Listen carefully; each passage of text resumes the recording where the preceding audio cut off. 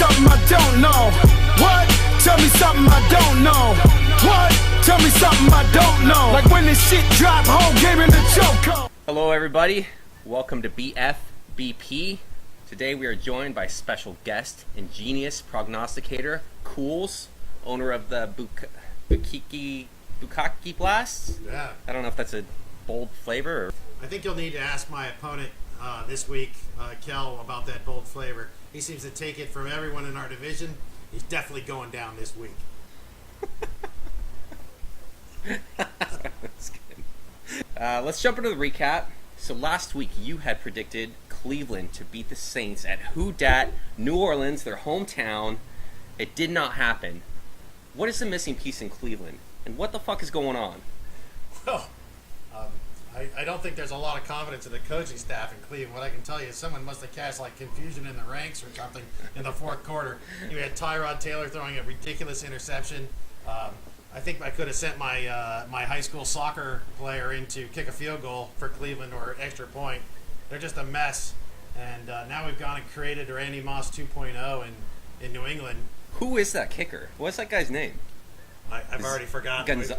Gonzalez, I think he released it. We released him immediately. The guy even said, I think he said after the game that he had a groin injury during the game. That's why he missed the kicks. We went and signed some rookie immediately. We're not going to be able to do any worse with a rookie. I mean, we should have gotten Dan Bailey. We should have gotten Bailey, but it looks like Minnesota picked him up. You signed Dan Bailey. You were 1-0-1. You're right. That's insane. Yep. We'll see. But we are the Cleveland Browns. All right. Next up, we have Bal. Bal, you predicted that Marvin Jones would propel you to a late victory over Silent with 3 touchdowns. Did that happen? No. No, it did not. You got 1 touchdown, which is still pretty good. It's pretty good, but Nice. Not enough to beat Silent Team Old Man. Or you could have just started Will Fuller. I mean, we all know that Deshaun Watson has like radar lock on him deep. He'll force the ball deep until he gets one, and all you needed was one big one. Yeah, what's the math on that? Because I think that's a win. I do feel bad for you, Brian, because you do have the PA curse this year. 2 straight weeks with over 100 points, and to lose both, it's absolutely ridiculous. It's brutal. But I mean, you could be like our worst owner, Dirty Love, and have the Rick curse on everybody. And I think it's a points against average of like under 70 points in the first 2 weeks. That's why he's 2-0. Let's move on to myself. You had pointed out on the forums that only 7 of 16 teams went over 100 points. And though Skunk was one of those 7 teams to go over 100 points, he was not the high score. So I got 2 almosts. However, in fantasy football, almost don't mean shit. No, it doesn't. You're my boy, Blue, Skunk. You're my boy. But trust me, even getting 7 people in our league in a 16-man league over 100 points, that's impressive. Almost getting half our league over 100 points. I want to go back into the record books and see how many times it's actually been done, because I'll bet that is 10 or less, if that. All right. So here, we're going to move on to my bold prediction for Week 3. First one, Pat Shurmur's Giants get destroyed in Houston this Sunday, earning Manion a 1-2 start because Barkley and Odell Beckham can't do anything if that offensive line doesn't get straight. Shurmur is fired Monday morning, and within days is rehired at, oh no, not again, Cleveland! Cleveland goes 0-2-1, and they get rid of Hugh Jackson. They want Pat Shurmur back. I think I'd rather rehire Chudinsky than Pat Shurmur. God. I think, maybe Urban Meyer will come coach the Cleveland Browns. I mean, that's ridiculous. We're not going to lose to the Jets. You kidding me? Matter of fact, my bold prediction this week will be that the Cleveland Browns defense sacks that USC bitch 6 times with 2 turnovers, and we get our first W in 21 games. I like it. That is a good bold prediction. I want to see that happen, actually. Yeah. On top of that, I'll even double down on this. Dirty Love, who is the worst owner in our league, goes to 3-0 because I'm sorry, but our league champs team is a hot mess.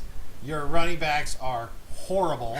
Your receivers, thank God you moved Kelvin Benjamin. I mean, I don't know if you have, like I said on the forums today, if you have some sort of deal where you got to trade him 4 times, at least 3 times to the Adamo brothers during a season, or you're not satisfied. But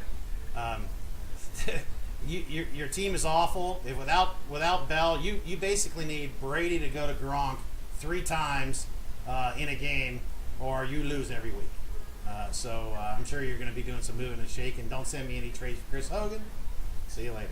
However, I will move off of that last bold prediction, which is that Le'Veon Bell seems to miss the first 4 games of every season for one reason or another, be it injury, suspension, in this case. Pusitis. That's this case. I think there's something else going on, though, because after 4 weeks, he always seems to come back and then he starts to tear it up. So that's my bold prediction. Week 5, we see Le'Veon Bell, and he gets right back to form. Maybe he starts winning you some games, Suey. Maybe. All right, so now we're moving on to our bold flavor of the week. I have not told Dave what this is going to be. He was strong enough to just come here and eat whatever the hell I put in front of him. So let's do it. This is going to be it. I'm a little afraid of this. After that cheese. Oh no. This is very special. Better not be cat food. This is Swedish princess cake. It is a staple of the land in Europe. I had to go to a Danish bakery to pick this up, so you know. Oh yeah? This is for you. We're digging in? I'm gonna put half of it on your plate. You can eat as much or as little as you want. Does it have fish in it? This is just pure deliciousness, Dave. There's no joke. There's no cruel prank. I think this is going to be a cruel prank. Let's find out. It's a first for me too. Is it? Yeah. All right, here we go. 1, 2.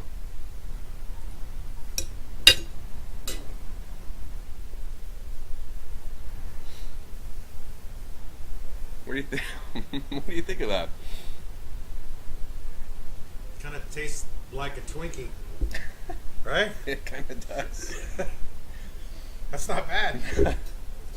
Nothing. No scary. prank here. This is scary. straight up Swedish cake called Princess Tarta. I'm happy about it now.